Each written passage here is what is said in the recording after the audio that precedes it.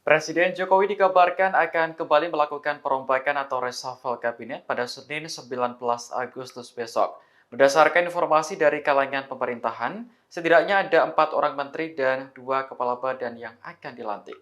Sumber Tribunnews di lingkungan istana menyebut reshuffle kabinet akan berlangsung pukul 9 pagi. 4 orang menteri yang akan dilantik yakni Supratman Andi Agas sebagai Menteri Hukum dan HAM menggantikan Menteri dari PDIP Yasona Lauli. Supratman diketahui merupakan politisi dari Partai Gerindra. Kemudian Bahlil Lahadalia akan dilantik sebagai Menteri Energi dan Sumber Daya Mineral menggantikan Arifin Tasrif. Jabatan Bahlil sebagai Menteri Investasi atau Kepala BKPM akan digantikan oleh Rosan Roslani.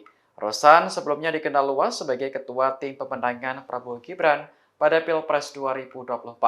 Presiden kabarnya juga akan mengganti Menteri LHK Siti Nurbaya Bakar dengan Raja Juli Antoni.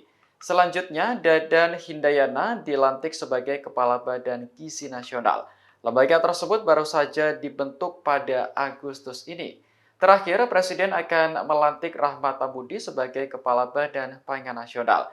Jabatan itu sebelumnya diemban oleh Arief Prasetyo. Sinyal reshuffle kabinet semakin menguat setelah Presiden Jokowi memberikan pernyataan di IKN beberapa hari yang lalu. Menurutnya, perombakan masih bisa terjadi jika diperlukan.